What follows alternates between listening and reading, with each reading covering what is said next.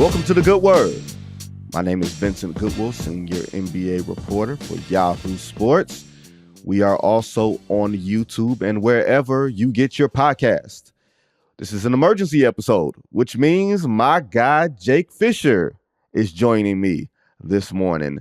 Jake, we were not supposed to be convening today, but James Harden got moved. James Harden got traded to the Clippers for a package of players and picks, or let's just say James Harden and PJ Tucker get moved for Robert Covington, Nicholas Batum, Marcus Morris, KJ Martin, an unprotected 2028 first-round pick, 2 second-round picks, a first-round pick from the Thunder, and a first-round pick swap. So does bullying work? Because that's kind of what this is, emotional bullying, player empowerment, whatever you want to call that. It's a lot going on here. It's a lot going on here. You could say bullying worked in this instance. James Harden picked up his $36 million player option. The entire league, from rival executives to agents to front office people to people at the Players Union, were all kind of shaking their heads and holding up their arms and saying, if you wanted to go to the Clippers so badly, why'd you opt in? Why don't you opt out, take a minimum salary, and go to LA? And look who's laughing now. Like, I think Harden's side and his representation got a lot of flack from around the league for the way they handled this. I did not think that they had the leverage that they seemed to think they had. And look, we're only 3 games into the year. James Harden didn't hold out for months and months and months. This is not February. This is not December 15th. This is October 31st, a Halloween Harden trade where he does get his salary he wants. He gets to the team he wants. And that's kind of a strong arm. That's kind of a bully in an era where maybe, we were starting to think that players were having less influence and less opportunity to be able to point their shot. Damian Lillard doesn't go to Miami. Donovan Mitchell before him doesn't go to New York, ends up in Cleveland. Kyrie Irving didn't necessarily want to go to Dallas, but that was the one spot that was available to him. He wanted to go to Lakers. Everyone kind of knew that. So James Harden puts his finger on the map, says, give me LA, and now he's there. Well, what this says to me is being a good employee doesn't count for anything. Right? Because Damian Lillard was a great employee for the Portland Trail Blazers for a number of years and was the good soldier. And when he went in there and said, get me out of here and this is where I want to go, most people expected for him to be a member of the Miami Heat because of all the years of being a good employee. Most of us believed that James Harden, because of, I think this is his 4th team in 22 months or something to that effect. From Houston to Brooklyn to Philly to now to LA. Up, down, up, down. That's literally what he's doing, right? He got traded to Brooklyn January 2021. So yeah, James Harden quit his job well before he got traded, right? He quit his job in the preseason. He let us know in the summer he planned on quitting his job. Yeah, he was not quiet quitting. He was not quiet about it. No, he left the relationship. He left the relationship. He took his furniture. He dropped off his key. He packed up his clothes. He said, I'm out. And for whatever reason, Daryl Morey in Philly was like, no, baby, come back. Please, baby, please, baby, please, baby, please. All that stuff. No. And it is over. And sometimes when a relationship is over, it is over, and this relationship had been over for a long time, except Daryl Morey was the one that didn't know. And from everything that I've been told, this was not a package trade that Daryl Morey wanted. This was a trade that was made essentially by the Philadelphia 76ers ownership, that they had told Daryl Morey, get a deal done now. Whatever you can extract, whatever you can get a deal done now. And that's what he got.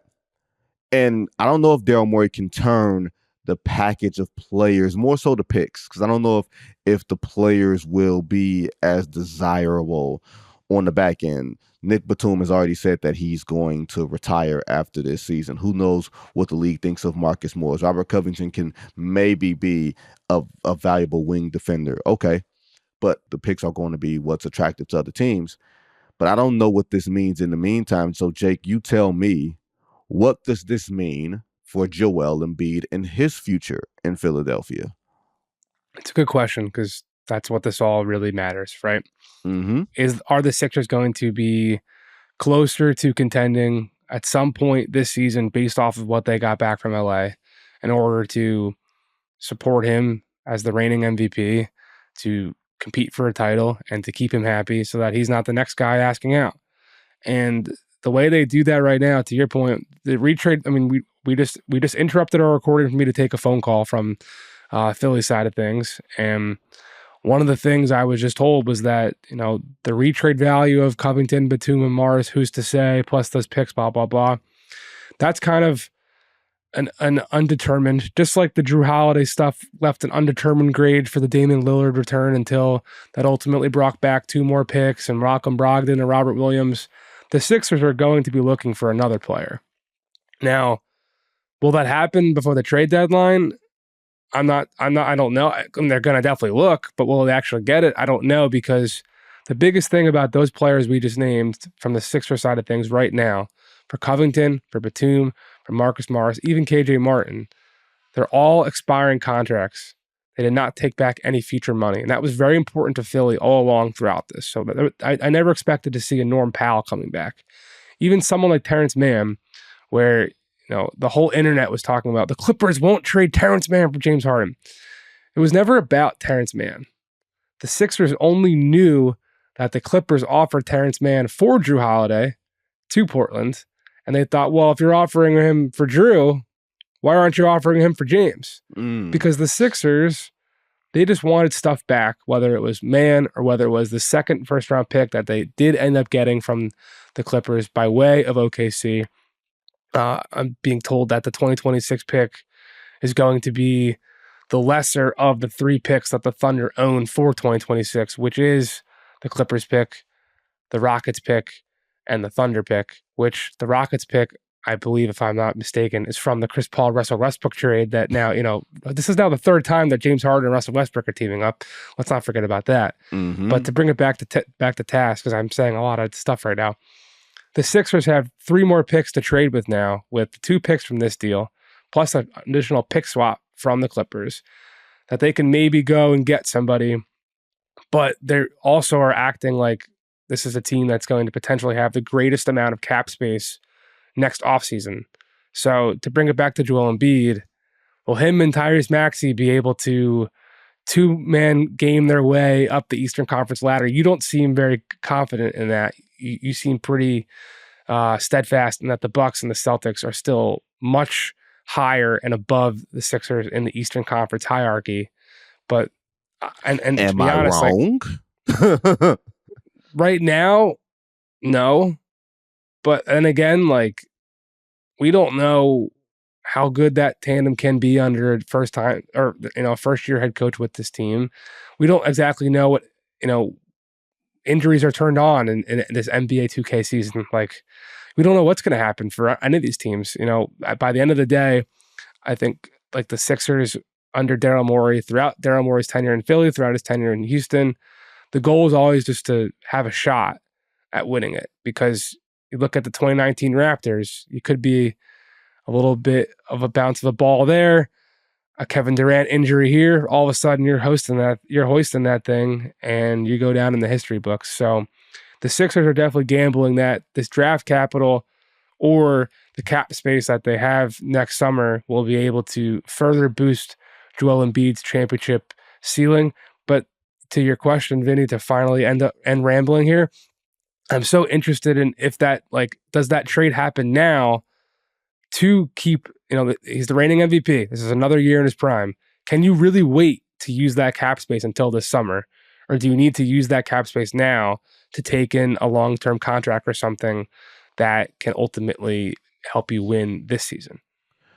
It's interesting that the 76ers are talking about cap space. I think Tobias Harris is coming off this year. Yes. But the problem for me with that is the more punitive luxury tax mechanisms that are coming into the CBA, that they're being sort of gradually coming in. That's why you saw the Phoenix Suns make the move for Bradley Beal. That's why you're seeing the Clippers doing what they're doing for James Harden right now. The 76ers are seeming to go in the other direction where they're saying cap space is king. Okay, fine. Daryl, you're the smartest man in the room. All right, let's see you be smart. Okay, I'm very curious to see how this works. Encircling the Sharks, circling that arena in Philadelphia. You know who those Sharks are? That's Leon Rose and World Wide West, right? That's who's circling that arena in Philadelphia, saying, Joel Embiid, if you want to get out, we've got a place for you.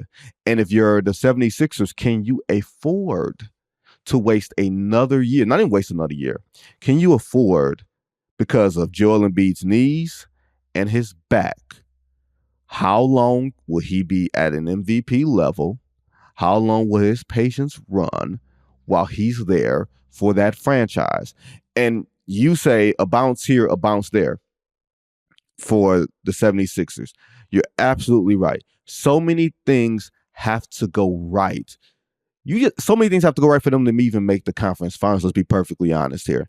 You've got to get a break against the Miami Heat, a break against the Boston Celtics, a break against the Milwaukee Bucks, and hope that one of those two teams knocks each other silly before they get to you and that you're actually there. Like, a lot of things have to go right. I'm not sure if it's necessarily sustainable, Jake. I just feel like it's one of those weird things where we're looking up at Joel Embiid and we're saying, not that he needs a superstar, because he's played with superstar talent. Like, James Harden had a really good year last year, and we're not willing to actually say it out loud because of all the things, right? All the things that comes with James Harden, the disappearing acts, the meltdowns, and everything else. Joel Embiid has had some borderline meltdowns too. So he needs a specific type of player to be next to him. He needs a, lack of a better phrase, a guy willing to take and make big shots, but so he doesn't have to. I was just going to say, does he need the Damian Lillard to Giannis's, Yes. Robin Batman situation? I mean, Yes. He had it basically in Jimmy Butler, and that only got so far with the tug and pull between Jimmy and Ben wanting to tug and war for the perimeter, ball handling that you're talking about. I don't know who that player would be. That's theoretically, and it's not Zach LaVine. Zach LaVine would happily take those shots. He will happily put up 51 in a losing effort. He will catch the rock and he will square up and he'll take 2 dribbles and fade away on the baseline and he'll look pretty doing it. But he's the biggest name I can think of that is like a bucket getter that is in theory out there right now. The other names that people are looking at, to your point, are Joel Embiid. It's, will Karl Anthony Towns survive the Rudy Gobert clunky fit in Minnesota? I don't think Atlanta right now has any plans on giving up on Trae Young. Mm-hmm. There isn't really an obvious answer to a bucket getter, someone who's proven it in the postseason, that is going to be coming available anytime soon, which is kind of why I am so curious to see how this ultimate outcome, unfolds, being that, look at this time last year, no one thought Kyrie Irving was going to become available before the trade deadline.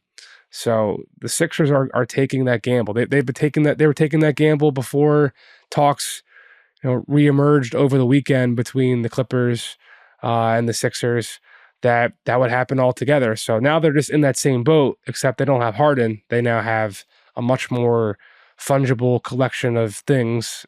You could look at the players as a poo-poo platter, but I do think that the picks they got back, plus the swap, plus they got 2 seconds, I think the Sixers are in a better place right now to go get, regardless of what you think of whether the value for Harden is good or not. I think it's pretty objectively clear that the Sixers war chest is far more flexible and versatile and more appealing to go and get another player that can move that ceiling higher, as they were yesterday when James Harden was still on the roster, because James Harden only wanted to play for the Clippers. There was really never any team that had significant, serious conversations to go out and acquire him from Philadelphia outside of the Clippers, because James Harden wanted to go to the Clippers, and no team was really going to trade for him without knowing they'd be able to sign him long-term afterwards, because you can't negotiate him and extend him now. Like, The Clippers won't even be able to do that. The Clippers are taking a massive gamble if you want to switch it to LA's side of things. The Clippers are taking a massive, massive, massive gamble that James Harden, in the last year of his contract, who is certainly looking for a big payday that he turned down from Brooklyn that he never got from Philly, will be able to move this Kawhi Leonard, Paul George pairing further into playoffs that they ever have gone before, the championship, and that everyone will be happy and healthy and successful and want to re-up coming into the 2024-2025 season when the Clippers are opening a brand new stadium full of toilets that Steve Ballmer has yelled about time and again. So it's a huge gamble. As much as you can talk about the Philly side of it all, and we don't know what they're going to be able to get, and the stakes of Joel Embiid, like the Clippers have their draft capital out the door now till 2029. Yep. And all these guys, Kawhi and Paul George both have player options for next season, so they're not as, expiring and definite free agents as James Harden's going to be. But that is a total question mark, total gamble, and the Clippers might even have more at stake than Philly does here. The Clippers certainly do, because of all those reasons. Because we're looking at year 5 of this experiment, 2019. Since they've gotten Kawhi and PG, and we've believed from that moment, okay, they are a legit organization. This is the one thing I will say. Before 2019, people thought of the Clippers as the joke organization. Even when they had Chris Paul and Blake Griffin and all those guys, they were still looked at as second tier type of team. Now they're actually respected as an organization. They may not be thought of in the same way as the Lakers and Celtics and NBA royalty, but they're no longer the clown franchise, right? They're not the New Jersey Nets, so to speak. Not Brooklyn Nets. They're not the New Jersey Nets. They're not the clown franchise in the top city. So, with that said, James Harden can now be the third option or fourth option, depending on where he fits with Russell Westbrook and how that works on a night-to-night basis. I think if he embraces this, now granted, I will fall on the sword and I will tell you that I thought the Russell Westbrook thing in LA would work to some level, because I thought, hey, LeBron and AD are going to miss games. Russ is not. Russ is going to be able to power an entire offense because he's going to play minutes, he's going to play games, he's going to eat them up like Pac-Man, and when those guys come back, he can settle into a third option. That did not happen, right? I'm using the same logic here. I'm saying if Kawhi and PG are going to miss games, not because they don't want to play, but because they're injury prone, if they're going to miss games, James Harden is at least a player that we know has played 38 minutes a night throughout his career.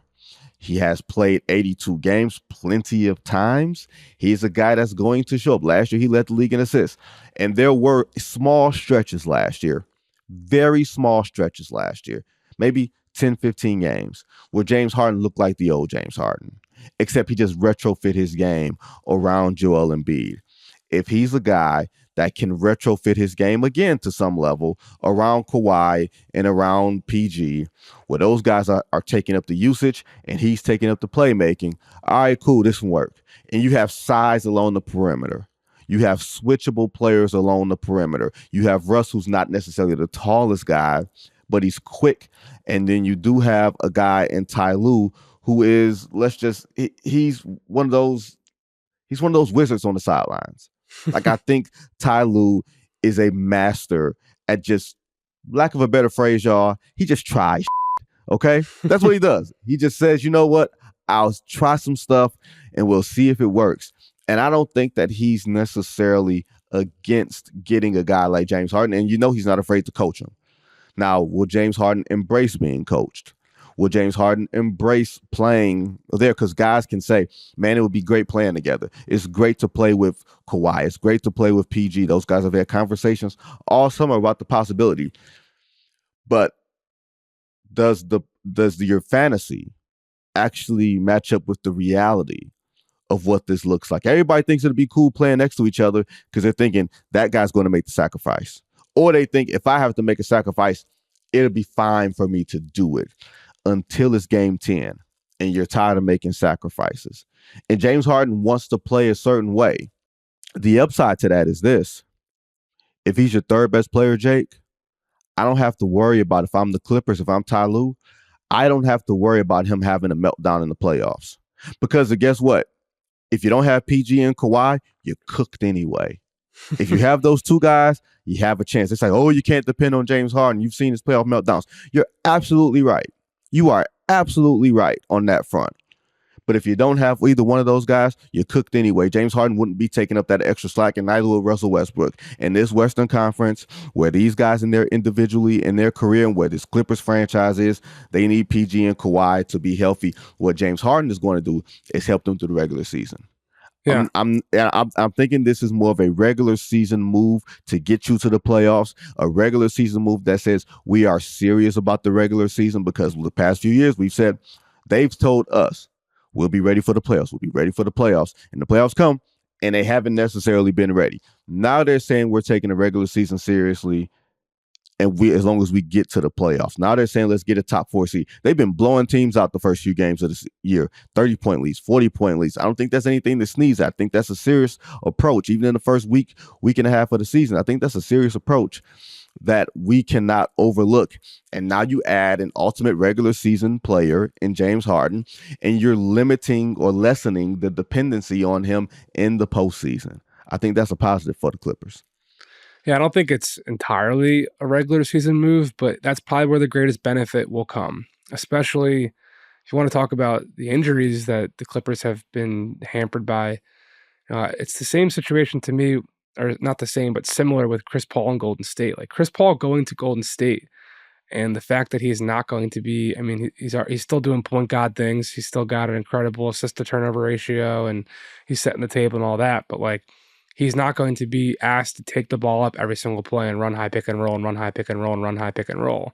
So going to Golden State and being a complementary piece, we'll see about the financials with him long term after his contract becomes non-guaranteed next season. But for now, like just thinking about him being a member of Golden State in his 30s, it will probably have the potential to extend his career from a minutes and miles standpoint.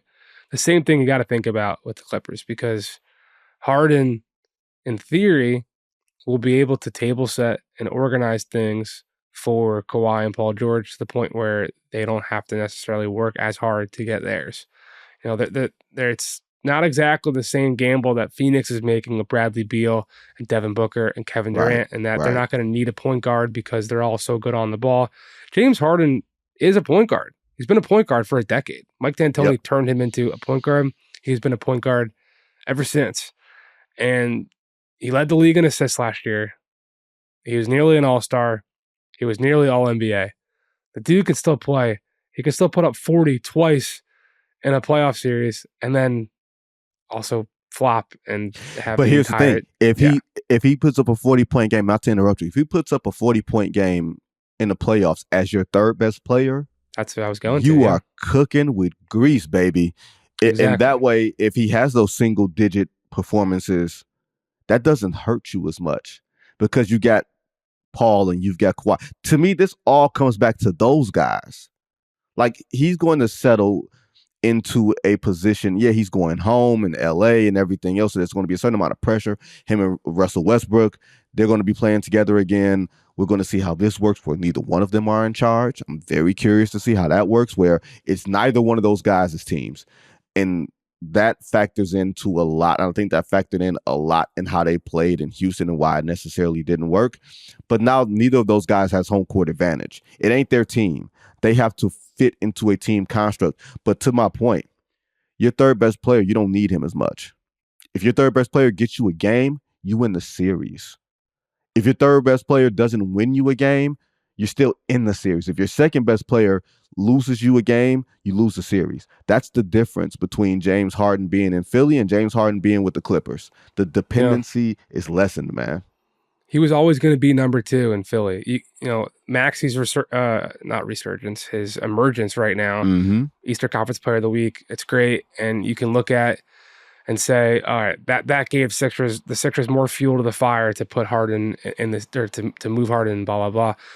That's not so cut and dry, but like Maxey would not have become this version of himself with Harden dominating the ball. That is cut and dry.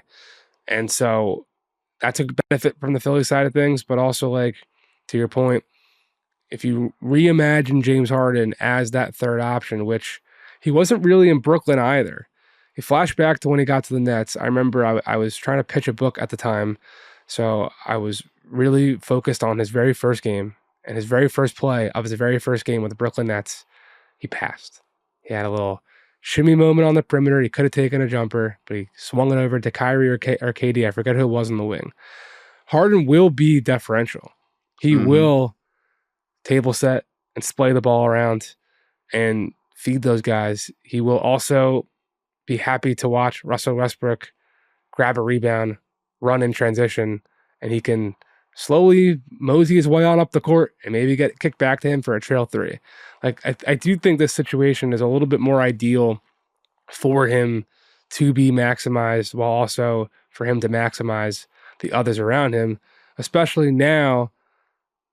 I mean, he's out of that weird, clunky pick and roll marriage with Embiid. I think the fact that Maxey and Embiid have had all the success off of DHO stuff, where we first saw Embiid do that with JJ Redick back in the day, back before the bounce of the ball and the 2019 Toronto Raptors stuff, that was where Embiid thrived the most in screen action. And from the second James Harden got traded to Philly, coaches who work with Embiid, coaches who work with Harden, everyone was kind of rolling their eyes and looking at things and being like, this is not a match made in heaven. Joel does not like to roll, and even he likes to roll to whichever opposite way is a left-handed pocket pass that Harden likes. I can't do my brain. I have a little bit of brain fog right now, but the fit was never ideal. And now Harden goes to a situation where he's either, Ivica Zubac is not Clint Capella, but he is a roll man. He is 100% a roll man. And the Clippers, something I'll probably write a little bit about more on yahoosports.com coming up. Tyronn Lue, the wizard that you talked about, part of his wizardry, he was wanting and clamoring for more versatile big men from a defensive side of things. Last season, the Clippers go out and get Mason Plumlee from, I believe it was Charlotte, if I recall correctly. He's not like the answer there, though. And PJ Tucker won't be either. Like, I see my Sixers fan friends kind of laughing at the people online who are looking at the inclusion of PJ Tucker for the Clippers as this massive ancillary piece. It's definitely more of a salary dump for Philly, I think, than for the Clippers adding a piece. But that being said, PJ Tucker will be a valuable weapon at some point in time to throw at somebody to be just a little more of a switchable, versatile, quote unquote, big man, even though he's only 6'4" or 6'5" or whatever he is. That I believe, from what I've heard in the past, Ty Lue will be very eager to add to his arsenal when Zubac is not exactly an optimal fit for whatever lineup they're going against. So you've got Harden playing with the starting center, who is a traditional role man, and then you've got a versatile backup five who Harden has plenty of experience with, who will also bolster Tyronn Lue's depth at bringing off different looks to fill that five spot. I do think the Clippers are better today than where they were yesterday. So, I mean, I just think overall, like, I think all sides win this trade. I maybe that will be wrong when the dust settles, but right now, like, my gut check reaction, looking at all this, understanding where the talks were, incrementally along the way, I think the Clippers get better. I think the Sixers get a better package to be able to go get that third star, like we were talking about earlier. And the Thunder, based off of what we know, the Thunder basically got an extra crack at a lottery ticket with a 2027 pick swap from the Clippers, just to protect the 2026 pick they already had from the Clippers and send an additional pick to Philly, which, maybe is not going to be that valuable anyhow. So I think it's a great get for all sides, and just a matter of seeing the fit come together and seeing what Philly will ultimately turn all that stuff into. Yeah, Philly's a to be continued, and the Clippers are in a show and prove situation. But that, my friends, is Jake Fischer. You're going to read him on Yahoo Sports. You can read me on Yahoo Sports. We both have reactions to the trade from different angles. You will see it whenever you check into the website or the trusty Yahoo Sports app. If you did not listen to my podcast the other day with former Knicks GM and current ESPN analyst Scott Perry, that is available. And Dan Devine spoke with ESPN's Zach Lowe on divine intervention. Don't forget to go back and listen to those. Jake will be back with Dan for an episode of No Cap Room on Thursday. Thanks to producer John behind the glass, Evan and Ron who do the videos. Everybody, until next week, where there's another trade. Who knows what's going to happen in this wacky NBA. But until then, everybody be safe.